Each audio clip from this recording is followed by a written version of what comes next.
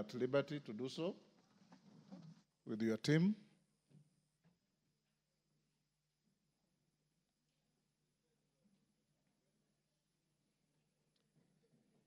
Na mwengi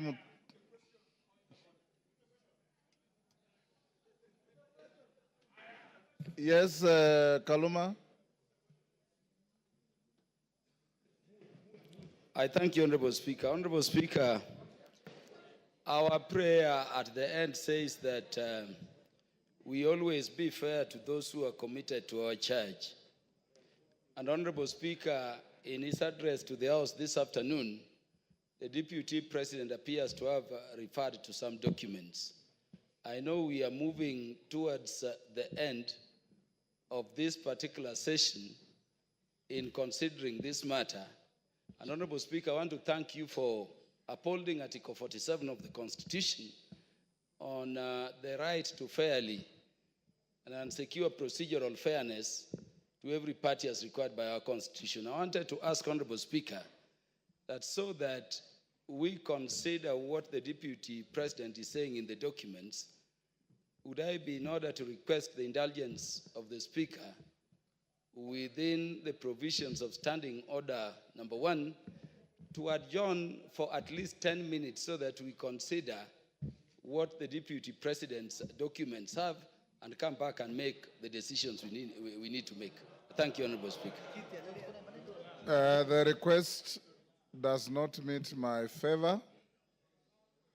Where's Mutuse? Mutuse, you have 30 minutes to reply before I call the minority leader and the majority leader. Will you exhaust your 30 minutes or you want to share out to anybody?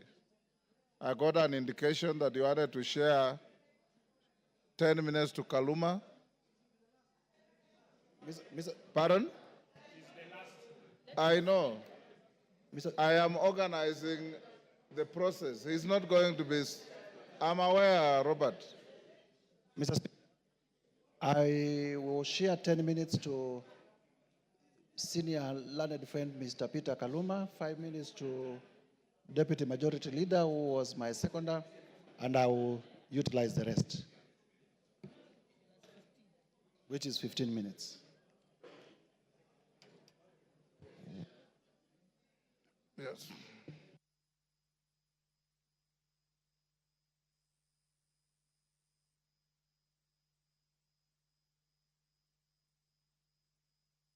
Honorable Mutuse,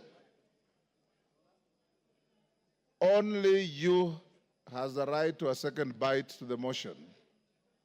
Your seconder has no right to a second bite. So if you have extra minutes, as I call the minority and majority leader, Kaluma will have 10 minutes if you want to donate to anybody else, but not Owen Bayer. Minority leader, now it's your time. You have 15 minutes. Mr. Speaker.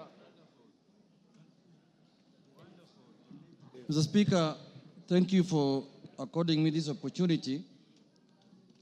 From the onset, Honorable Speaker, the minority supports the motion on removal from office by impeachment of Honorable Rigathi Gachagua because, Mr. Speaker, he is unfit to hold office.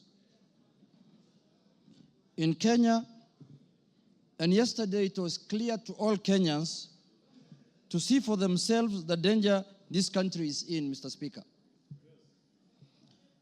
Mr. Speaker, the impeachment of the Deputy President is not merely a procedural step. Rather, it's a reflection of our commitment to accountability and the rule of law in this country, Mr. Speaker. Honorable Speaker, the integrity of government and the stability of our nation is at stake, Mr. Speaker, as we speak this afternoon in this House, this evening, Mr. Speaker. Honorable Speaker, national security is at stake. Honorable Speaker, the economy is at stake.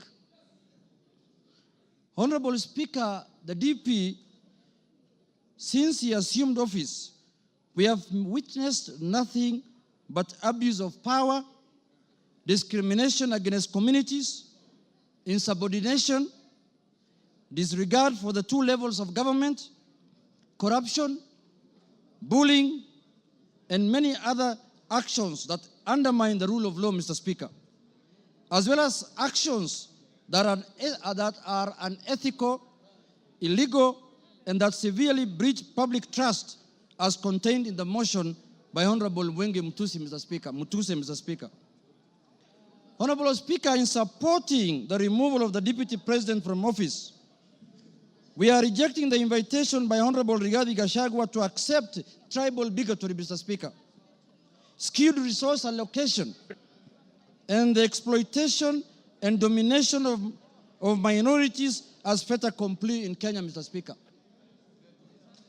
Mr. Speaker, before I move forward, or before I go on with what I wanted to say on the motion, Mr. Speaker, I would like to take this chance first to respond to some of the issues that he has raised in the House a few minutes ago, or his responses, Mr. Speaker. In the first place, his responses came very late in the day to the House, Mr. Speaker. He tabled his response at 4 p.m. in the evening today, Mr. Speaker.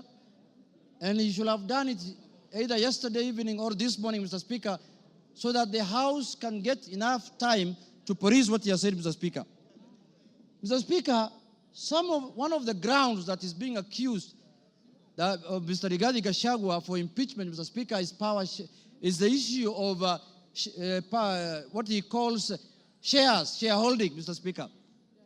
He has said Kenya is a company with shareholding.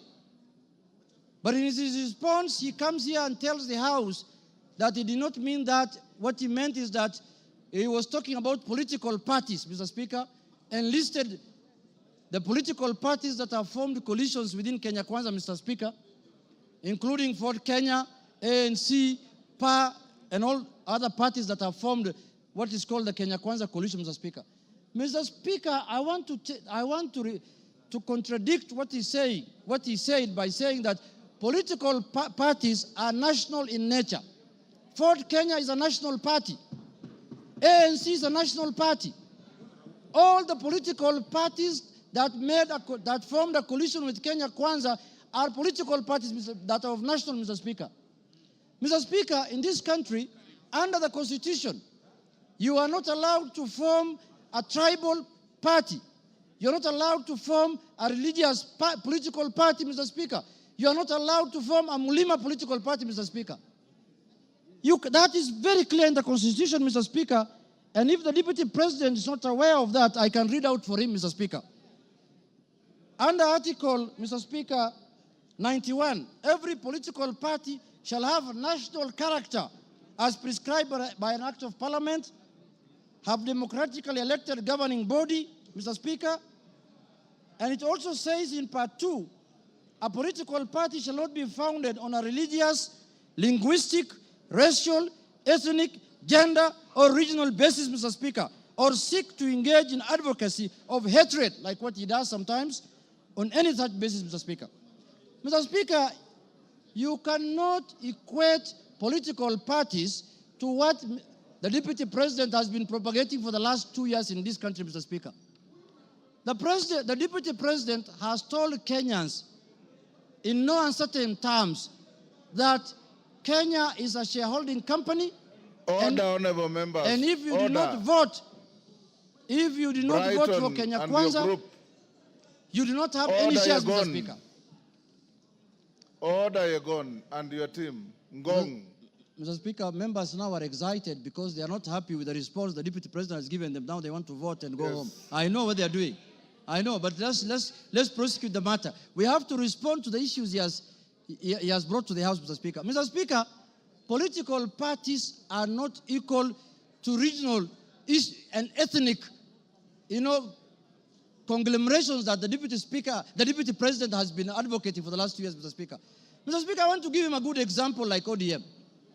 ODM has sent the other day 6 experts under the broad-based government, Mr. Speaker. 6 experts. Where are those experts coming from? One is from the coast. Beatrice School is from Turkana. Oparanya is from Western. You know, the Attorney General is from Kisumu.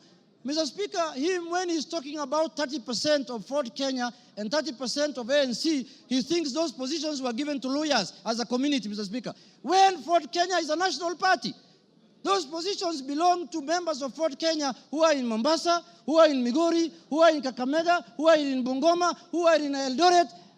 Fort Kenya has membership in all the country, has membership, Mr. Speaker. So, Mr. Speaker, that ground is not, he cannot controvert that ground by saying that he was talking about the power sharing within Kenya Kwanza. No, he was talking about ethnic groups, Mr. Speaker. He said this government was formed by 2 ethnic groups, and that's how they're going to share power, Mr. Speaker. So that ground stands, Mr. Speaker, and that ground is impeachable, Mr. Speaker, on the Deputy President.